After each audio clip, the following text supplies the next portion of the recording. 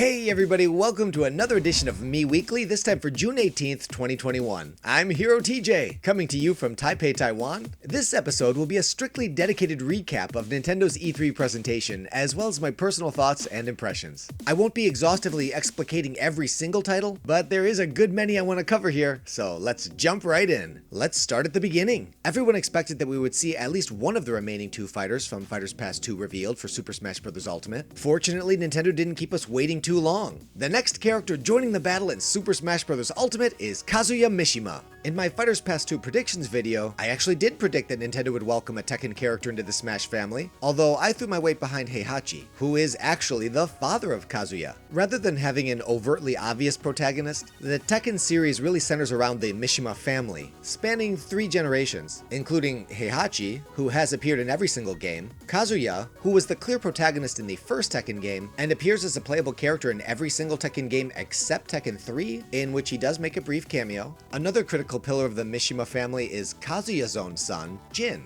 And as the series develops, Kazuya undergoes a little bit of a fall from grace, where instead of being an archetypal hero along the lines of Ryu or Liu Kang, he starts to walk down a darker path. His father's frequent attempts to kill him wind up unlocking this devil within him, and he evolves to be one of the series' antagonists. Personally, I'm really happy to see Tekken included. I think it has a worthy and long-standing legacy as a fighting game series. Namco has put in a ton of work on Super Smash Bros., and it's nice to see they get an additional rep other than just Pac-Man. And while I did consider Heihachi to be the more likely pick, in fact, when Tekken characters do guest star in other games, it typically is Heihachi. I believe he was in the PlayStation All-Stars game, and there was also a really cool crossover with Soul Calibur 2, where Nintendo, Sony, and Xbox all received a different guest character. As a console exclusive, Nintendo got Link, Xbox got Spawn, and PlayStation got Heihachi. So even though Heihachi seemed like he may have been the more likely pick, I'm really happy they picked Kazuya. His Devil Gene adds a whole nother element that will help to differentiate him from the other fighters. And if you were curious about what the deal is with throwing everybody off the cliff, there's something of a reoccurring symbolic motif in Tekken of Heihachi and Kazuya throwing each other off of cliff faces, oftentimes into the open mouth of a volcano. So Kazuya's reveal trail is paying homage to that.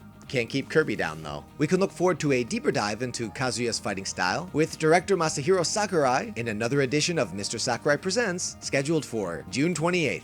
The presentation will be roughly 40 minutes long, and Nintendo has already made it clear it will not include any reveals for Challenger Pack 11, so look forward to that. The next big surprise was the announcement of a new game in the side-scrolling saga of Samus, being the 5th installment of the original Metroid series that has been dormant for 19 years, now titled Metroid Dread. This game sees Samus sometime after Metroid Fusion, which explains why her suit looks a little bit different than it does in some of the other games, and she's being stalked by these seemingly indestructible robots called Emmys. There's no stopping it with her usual kit, so all she can do is run and hide. Platforming, combat, and exploration have always been at the center of the side-scrolling Metroid games, but Metroid Dread seems to be a pretty serious level up in that Samus has some significantly enhanced offensive attacks. She can slide, and instead of having to wait to use her counter, she can now leverage it offensively, which technically makes it an attack, not a counterattack. But nomenclature semantics aside, that's a pretty key upgrade if you ask me. I'm somebody who's purchased every side-scrolling Metroid game and played each one for approximately 5 minutes before I get bored of being lost, so I've personally never had much of an appetite for these games, and I think they made it look good enough for me to continue the trend. I'm probably going to pick this one up too when it releases for Nintendo Switch on October 8th, and I'm going to play it for a whole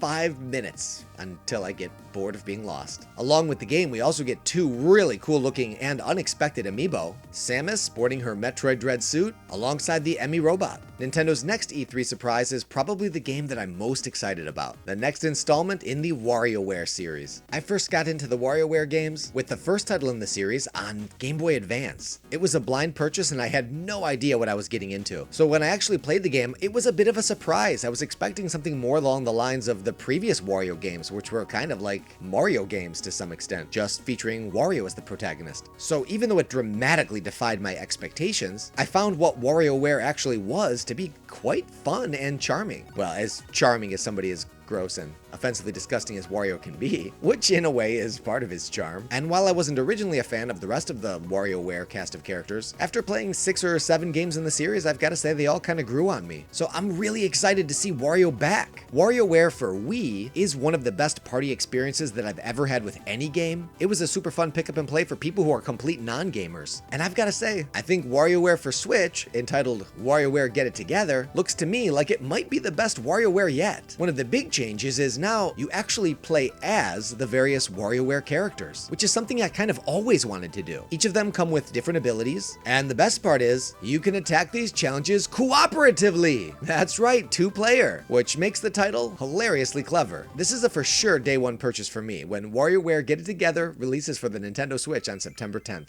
The next title I want to talk about is the next installment in the Mario Party series, entitled Mario Party Superstars. It's part new game, part remake, part compilation. I'm not really sure what to make of it actually. When it was first announced, I thought it was a straight up remake of a 3DS game. Turns out I was actually conflating a couple different 3DS titles. There's Mario Party Star Rush, and then Mario Party Top 100. In any event, it does have a lot in common with Mario Party the Top 100, because the game consists primarily of curated content from a variety of different Mario Party games from the past, and kind of cohesively merges them all together in one experience on Nintendo Switch. Presentationally, the game looks great, and it boasts 100 minigames from across the series, not unlike Mario Party the Top 100. I'm curious how much overlap will be there. I mean, are they the exact same 100 games? I think the big angle Nintendo's going with here is online play, which leads me to believe that the recent update we had for Super Mario Party was basically a proof of concept and an opportunity for Nintendo to test out their servers to see if they could actually achieve it with this version of Mario Party. I attempted to do Super Mario Party online for the first time last night, and after 2 games I got disconnected. I can't say for sure if it has anything to do with Nintendo's servers being unstable, or if it's just that I was beating everybody so bad that they had to rage quit. That is a distinct possibility. Mario Party Superstars releases for Nintendo Switch on October 29th. Mario Party games aren't automatic pickups for me. I probably pick up like maybe every 3rd or 4th one. I skipped Mario Party 10 for Wii U because, well, it looked horrible. I picked up Super Mario Party for Switch, and while it is fun, there are a lot of things about it that are extreme impediments to my enjoyment, like for example the way that it forces you to just use a single Joy-Con, and that the right and left Joy-Con feature different button layouts, so my kids are constantly accidentally hitting the home button or snapping pictures, or I'll tell a kid to press A to progress and it's actually X button because they're holding it sideways, so it's a lot more difficult to explain to people what they need to push, especially if you're playing with younger kids. Maybe I'll let Mario Party Superstars release and see what the reception is like. There was another Mario title featured in Nintendo's E3 presentation, although it was originally announced in Ubisoft's Forward, that being Mario plus Rabbids Sparks of Hope. This sequel to the previous successful collaboration between Mario and Rabbids sees Mario in space. It looks like they'll be treading on Rosalina's territory this time around. The cinematics look incredible. I did buy the first Mario and Rabbids, as well as the Donkey Kong DLC, but I haven't really given it more than 15 minutes worth of play. Now, that's not a knock against the game. It's pretty critically well received. It just, for whatever reason, never quite got its hooks in me. But for fans of the original game, I'm sure this comes as welcome news. We don't have a hard release date, but Mario plus Rabbids Sparks of Hope is expected to release in 2022. And there's one more Mario title I want to talk over with you, but I don't want to give it too much time since we've already talked about it quite a bit, and that is Mario Golf Super Rush. I'm kind of surprised that Nintendo spent so much time on it at E3, because they've already shown us so much of it. I didn't have a very strong reaction to the game when it first came out, because while I am a pretty big Mario sports fan, I never quite got into Mario Golf. But then they announced that you could play as your Mii, and that sold me. The Nintendo Treehouse spent a lot of time on Mario Golf Super Rush, and the more I saw of it, the less appealing it looked. They made some comment about how the grids on the floor make it really easy to tell which angle you need to hit your ball. I look at that, and all I can think about is what a mess that looks. I want no part of that. Usually what turns me off about the golf games is how slow they are, but speed golf seemed like a really exciting remedy to that complaint, until I actually got to watch people play it. I couldn't believe how slow it felt. So actually getting to see that much of the game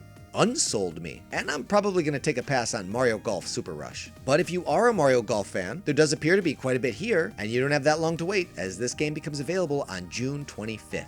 That's only a couple weeks away. The next game I want to mention is Advance Wars 1 and 2 Reboot Camp. I don't have any history with the Advance Wars series, but I do know that they have their dedicated fan base. And honestly, I thought this series was dead in the water. I didn't think we would ever see another Advance Wars game. In fact, in my pre-3 predictions episode that I did with Amiibo Jason, I read him a long list of dormant franchises, which included Advance Wars. And I asked him whether or not he thought any of these games would make an appearance at E3. It included titles like F-Zero, Punch-Out, Nintendogs, Kid Icarus, and several others, and he said no to all of them, except for Advance Wars. That's right, Amiibo Jason predicted the return of Advance Wars. So I don't have anything more to say about it other than that I can't believe it, and I'm happy for everyone who was hoping the series would make a return, and as unlikely and unexpected as it is, you got it. Here you go. Advance Wars Reboot Camp releases for Nintendo Switch later this year on December 3rd. And finally, let's talk some Legend of Zelda. Did Nintendo present us with a sweeping showcase of everything they have planned to celebrate the Legend of Zelda's 35th anniversary? Not exactly. We got a more detailed look at the Hyrule Warriors Age of Calamity expansion pass, which includes a playable Guardian. That's pretty cool. I've kind of wanted to be able to drive one of those around since Breath of the Wild. Link also gets a new weapon, which is unexpectedly a pair of Guardian limb nunchucks, it looks like to me. So that'll be pretty fun to play as. There's also several new enemies, and perhaps most surprisingly, the Master Cycle Zero makes a return, except this time, it's Princess Zelda tearing up the track. This is all just the first wave of the Hyrule Warriors Age of Calamity expansion pass, titled Pulse of the Ancients, and it becomes available today. I haven't had a chance to play it yet, but join me back here again next Friday after I've been able to put a little bit of time into it. I'm excited to give it a go and share my impressions. The only real acknowledgement of The Legend of Zelda's 35th anniversary was the announcement of a Legend of Zelda Game & Watch, not terribly unlike the Mario Game & Watch that we got for Mario's 35th anniversary. The form factor is pretty much the same, and it includes 3 Legend of Zelda titles: the original NES Legend of Zelda, Zelda 2 The Adventures of Link, also for the NES, and The Legend of Zelda Link's Awakening, as it originally released on the Game Boy. And to add just a little bit of that Game & Watch flavor, you get a reskinned version of Vermin featuring Link dual-wielding some mallets and bopping some moles on the head. Just like the Mario Game & Watch, it also features an interactive play clock.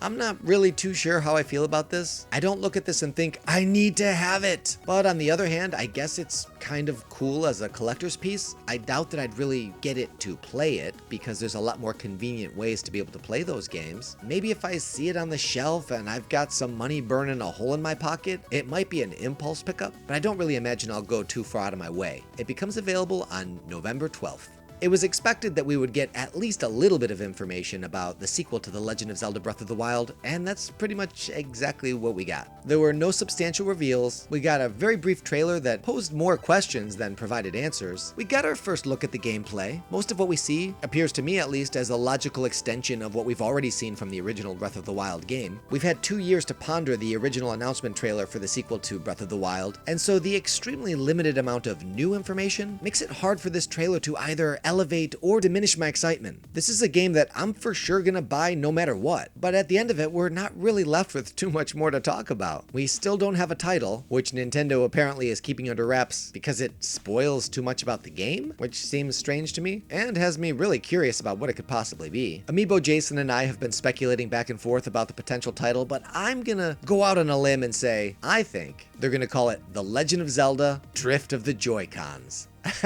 What do you think? Leave your best suggestion in the comment section below for what you think the title will be to the sequel to The Legend of Zelda Breath of the Wild. I was ambitious in the lead up to E3 that even if we didn't get an exact release date, that we'd at least get a release window. Unfortunately, such is not the case. Or I guess we did, but it's a very, very big window. Series producer Aonuma stated that they intend to release the game sometime during 2022, which leads me to believe that it's probably, if anything, going to be towards the end of 2022. But honestly, I'm in no hurry. I want the game to be done when it's done. I think a lot of us assumed that it would be done a lot sooner because the game didn't need to be built from scratch, and they're able to leverage a lot of what they've already developed. I mean, a lot of us make comparisons between Ocarina of Time and Majora's Mask, where the games basically shared assets, which allowed them to turn Majora's Mask out a lot faster. But this game not coming out until next year means that it spent just about the same amount of time in the oven as the original Breath of the Wild. And I guess the upside of them not revealing too much now is that it means there's still a lot more we have to look forward to. And that's a wrap on my E3 recap. Thanks for joining me. Next Friday, we return to our usually scheduled program. We'll cover whatever headlines released throughout the week, We'll talk a little bit of the Hyrule Warriors expansion pack. We'll have our Spirit of the Week and all that good stuff. Until then, I hope you have an amazing week. This is Hero TJ signing off. Thanks for playing.